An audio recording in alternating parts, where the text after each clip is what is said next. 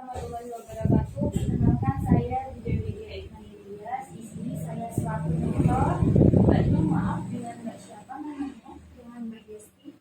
Oke Mbak Desti, di sini sebelum kita melakukan tindakan ke pasien, saya akan mengkaji ulang dulu bagaimana cara pemeriksaan antenatal care. Sebelumnya Mbak Desti sudah melakukan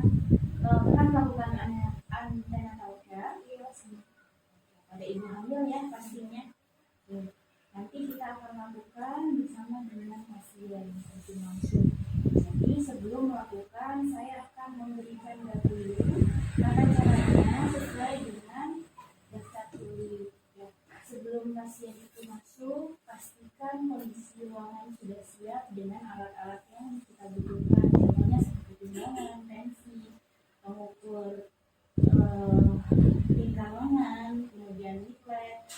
Terus kita di sini akan melakukan pemeriksaan detak jantung menggunakan Doppler. Kita tidak menggunakan ini ya, karena kan kita sudah menggunakan teknologi tepat guna, yaitu salah satu yang menggantikan Linex atau bisa dilakukan pemeriksaan detak jantung itu adalah dengan menggunakan Doppler yang lebih akurat lagi dan pasien juga bisa mendengarkan detak jantung jarinya. Oke, nanti ketika pasien datang, jangan lupa satu, yang pertama adalah memperkenalkan diri. Karena di sini walaupun mbaknya mahasiswa, pastikan pasien itu percaya dengan mbak bahwa saya adalah bidan di sini. Supaya pasien juga tidak kabur, karena kalau misalkan mbaknya terlalu takut atau terlalu kasih tahu aku itu di sini mahasiswa, yang dikhawatirkan adalah pasien jadinya tidak percaya. Kalau tidak percaya, pasti pasien akan lebih percaya kepada pemiliknya.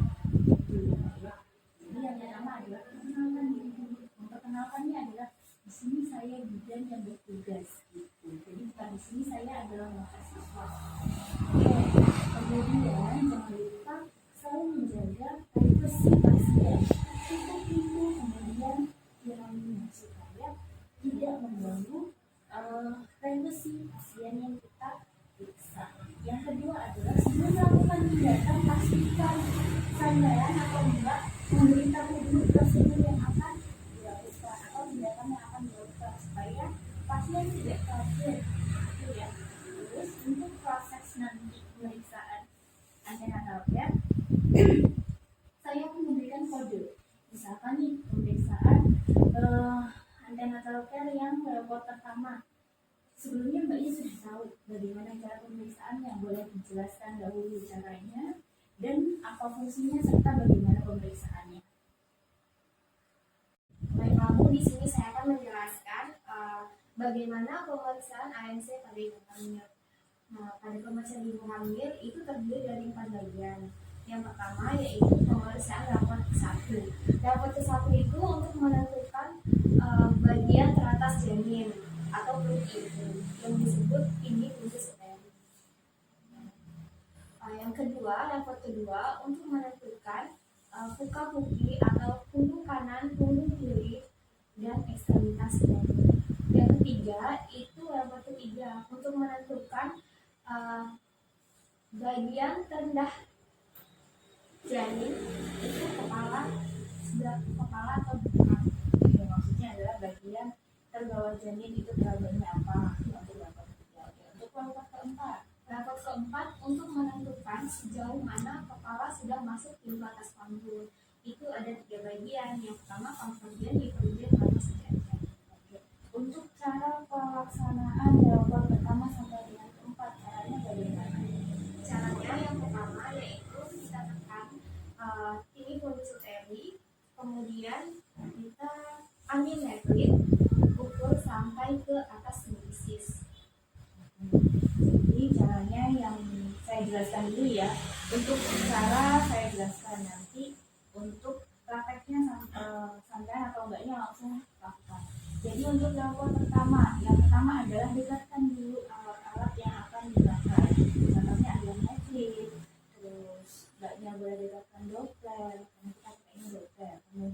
Kemudian di sini saya akan jelaskan dulu bagaimana cara pemeriksaan antenatal care yang itu dari level pertama sampai dengan level keempat. Jadi level pertama itu misalkan ini perut ibu. Jadi kita yang pertama cuci tangan ya, karena kita nggak tahu kita dari mana, kemudian pasiennya juga otomatis nggak nyaman kalau kita nggak cuci tangan. Jadi usahakan cuci tangan dulu, PI-nya dulu.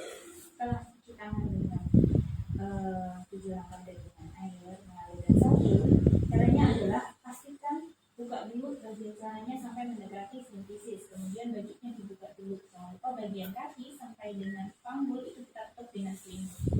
Level pertama sesuai dengan yang tadi mbaknya sebutkan untuk menentukan tinggi fundus jari dan bagian apa yang ada di fundus. Jadi pertama adalah kita raba dulu sampai dengan si fundus nih, pertahan dengan tangan kiri. Jangan lupa di samping sisi kanan pasien itu sudah kita siapkan medley. Oke. Kemudian kita ukur dari atas sampai dengan sintesis. Oke. Kalau sudah, kemudian kita lihat berapa sentinya. Kalau sudah, kita letakkan kembali medley-nya di samping pasien. Kemudian, ini tadi sudah kita raba nih bagian apa yang terdapat di fundus. Ternyata bagian bokong, karena yang normal adalah bagian bokong terdapat di bagian atas. Kemudian level kedua, kita ke samping kanan dan kiri, tahan dulu. Misalnya kita mau nahan sebelah kanan perut ibu, kita raba yang sebelah kiri perut ibunya. Oke, teraba bagian yang lurus seperti papan dan di punggung. Kemudian kita ganti lagi, yang kiri kita tahan, yang ini meraba. Oke, ternyata terdapat bagian yang kosong-kosong. Ya berarti ini bagian yang ekstremitas. Untuk level ketiga, itu untuk menentukan bagian terbawah janin. Caranya adalah ini naik lagi ke atas untuk tahan. Kemudian yang bawah dirasa. Oke, kok rasanya empuk ya misalkan. Kalau empuk berarti apa? Kalau empuk, atau kepala bokong. Oke, kalau misalkan sudah keras, teraba keras, berarti udah bulat, melenting, berarti kepala. Oke, itu untuk level ketiga. Untuk level keempat, kita posisinya menghadap ke kaki pasien. Jadi yang tadinya menghadap begini, di samping seperti ini, kita raba begini. Untuk level keempat, kita menghadapnya ke belakang. Jadi kita raba bagian terbawahnya. Sudah konvergen, divergen, atau sejajar. Kalau dia konvergen, berarti posisinya dia masih begini, karena belum masuk. Tapi kalau sudah sejajar, berarti masuknya sebagian. Kalau divergen, berarti posisinya sudah masuk seluruhnya. Oke.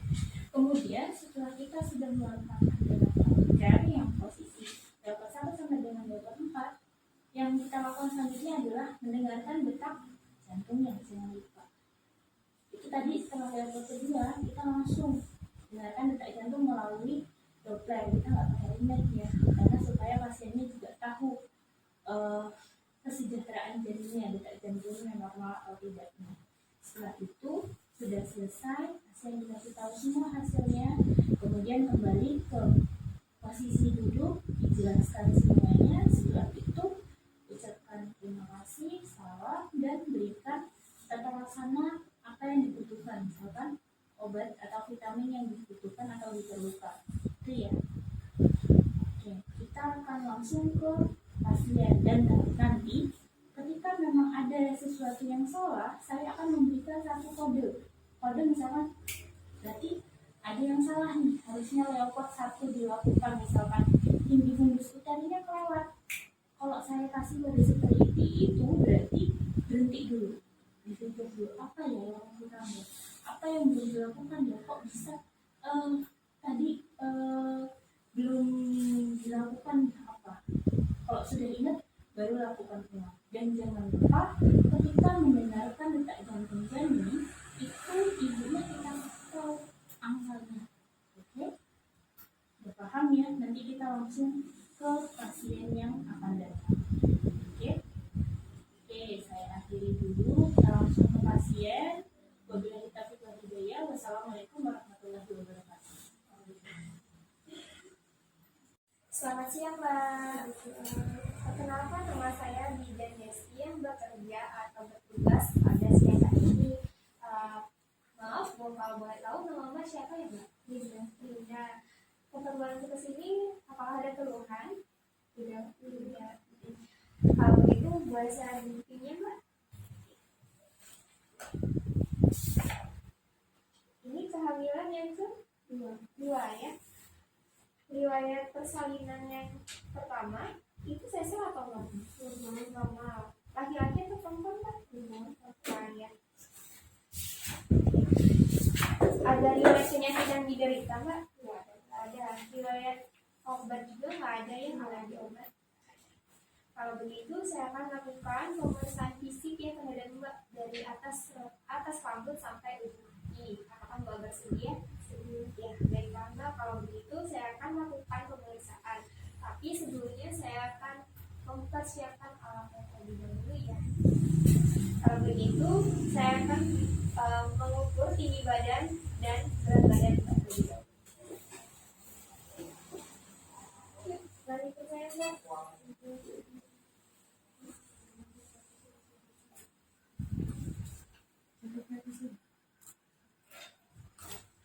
Sebentar ya Mbak. Kemudian menjaga privasi pasien, menutup pintu dan steril. Berat badannya 55 ya Mbak ya. Kemudian mengukur tinggi badan. Ya, silakan Mbak. Saya. Tinggi badannya 157. Ya, kita kembali lagi.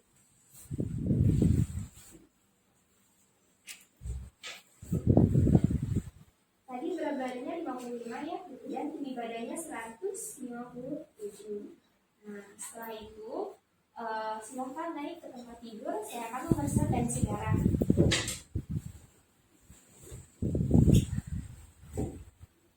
Silahkan.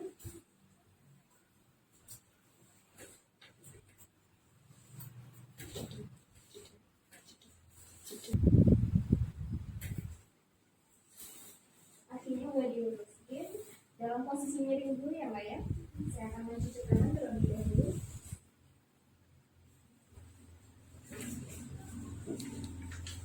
Mencuci tangan dengan 6 langkah efektif yang benar. Yang pertama, pastikan tidak ada perhiasan yang menempel di tangan dan jam tangan. Setelah itu, naikkan baju ke lengan atas. Kemudian, pastikan air mengalir. Kemudian, basahi tangan atau sampai pergelangan tangan. Kemudian, tuang sabun. Lalu gosok.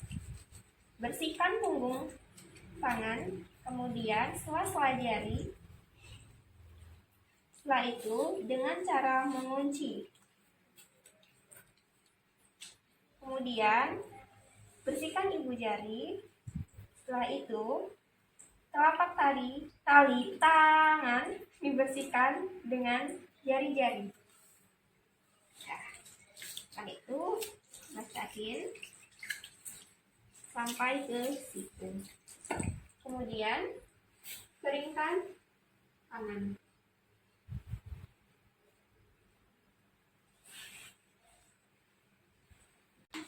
Baik Bu, setelah itu saya akan melakukan tensi terhadap ibu.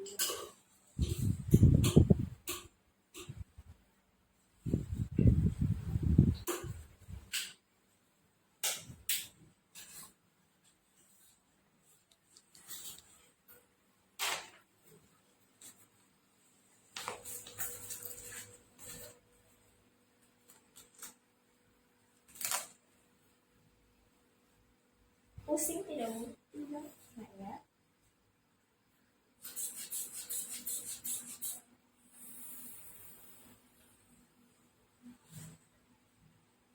Tekanan darahnya normal ya, 110/80.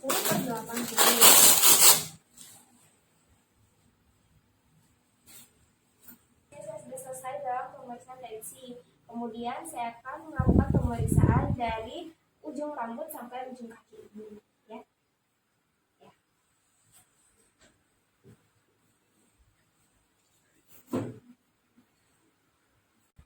Maaf Bu, di sini saya akan melakukan pemeriksaan dari atas ujung kepala dulu ya. Ya, sebelumnya ibu posisi terlentang dulu. Kemudian, maaf ya.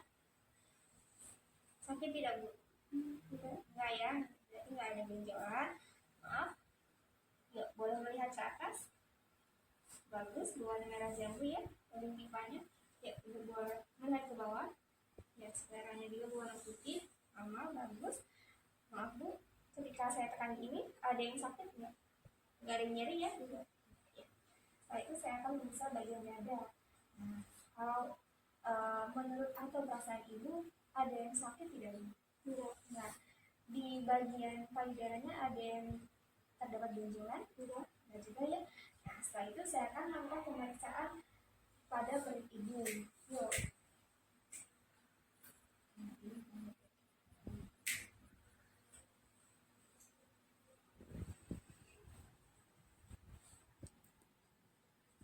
Maaf ya Bu, sebelumnya saya akan memeriksa dada ibu terlebih dahulu. Yuk, kancinya boleh dibuka. Ya, sudah. Maaf ya.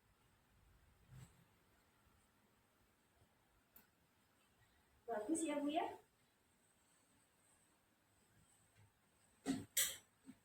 Setelah itu saya akan memeriksa bagian perut.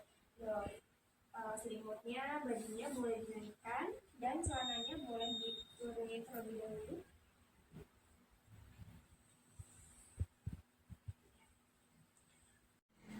Kemudian mendekatkan alat terlebih dahulu. Maaf ya Bu ya.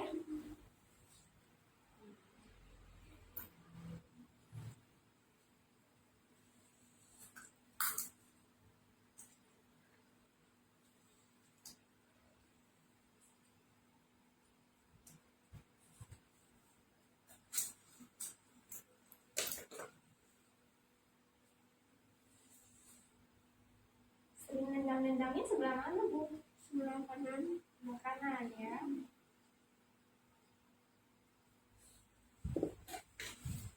Kemudian memeriksa detak jantung terlebih dahulu ya Bu.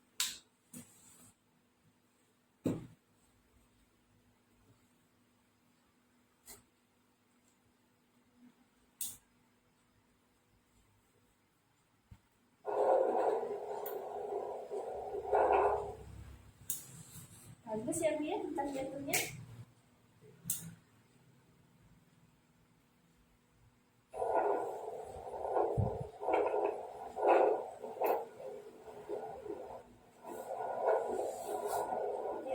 Ini detak jantungnya ya Bu ya. Detak jantungnya 135 kali per menit, artinya dalam batas normal. Normalnya detak jantung 120 sampai 160 kali per menit ya.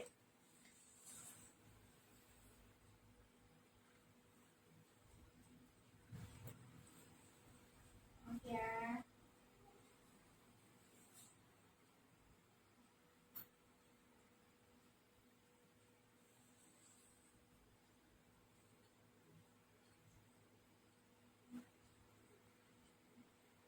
Ini bayinya sudah masuk di atas panggul ya Bu ya, tapi masih sebagian yang masuk. Jadi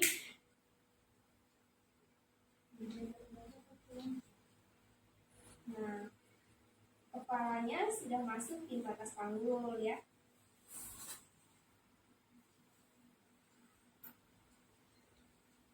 Baiklah Bu, di sini sudah selesai dalam pemeriksaan terhadap perut atau bagian-bagian janin. Sekarang bagian tanda-tanda vital ya atau kemaluan ibu. Nah, untuk kemaluannya gimana Bu? Apakah ada tanda-tanda kayak putihan, gatal gitu? Nggak ada ya? Berarti termasuk dalam batas normal. Kalau putihan pernah nggak Bu? Nggak pernah. Nggak pernah juga ya? Berarti bagus semua. Kemudian pemeriksaan bagian kaki. Maaf ya Bu ya, kakinya mulai dilurusin.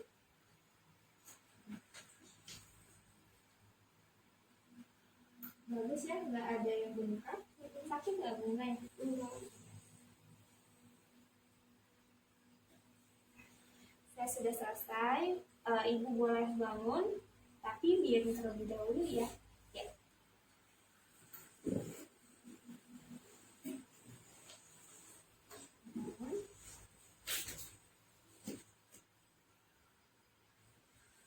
Sebelumnya Ibu boleh duduk terlebih dahulu. Di sini saya akan melakukan pemeriksaan.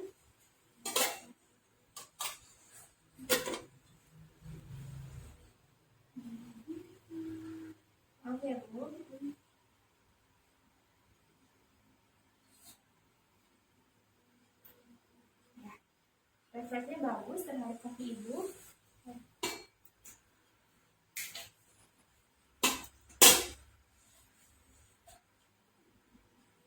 Sekali lagi ya Bu ya.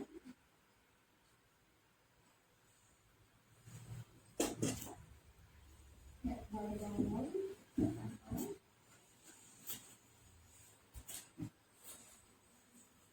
Silakan duduk kembali.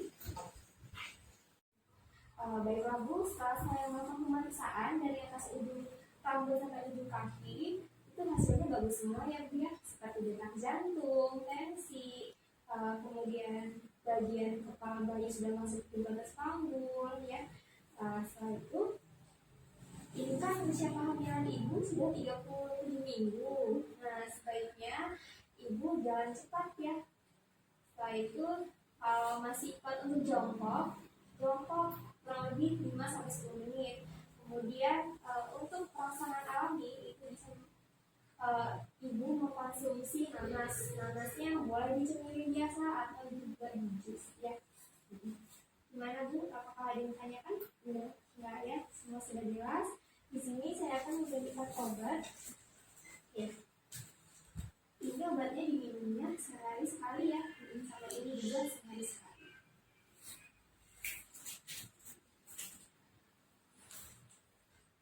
Ini untuk obat untuk tulangnya, kalsium, kali sehari sekali.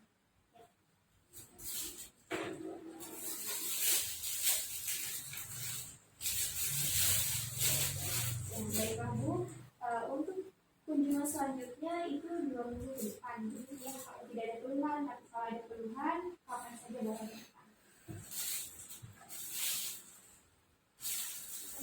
Ya, jangan dibaca lagi.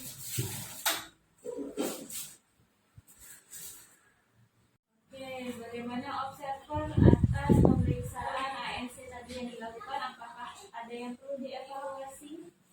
Menurut saya pemeriksaannya sudah baik.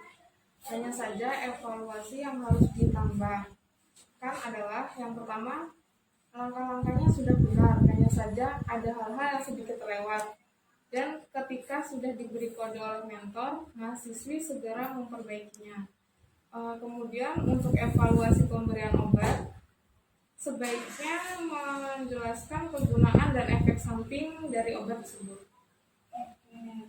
Ya, saya juga sedikit menambahkan. Karena untuk pemberian obat sebaiknya kita memberitahu apa saja efek samping dan bagaimana cara penyerapan obat itu yang seharusnya dilakukan.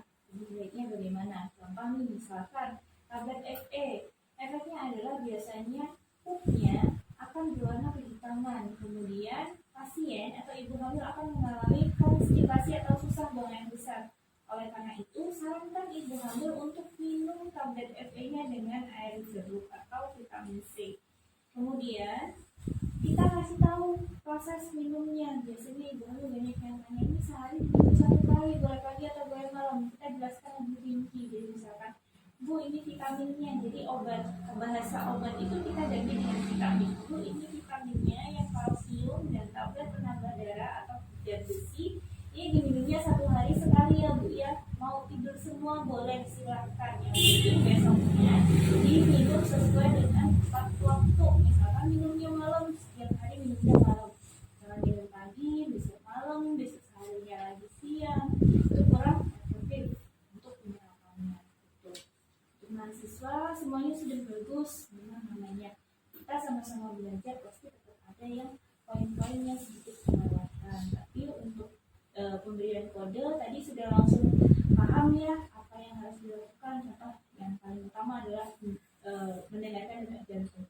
Pasien harus tahu berapa bagusnya itu, dan mahasiswa juga sudah memberitahu batas normalnya. Jadi itu poin utama yang paling kita harus laksanakan. Kesejahteraan janin yang paling kita ketahui itu adalah pasien dengan cara detak jantung atau pergerakan, itu yang paling utama. Itu ya.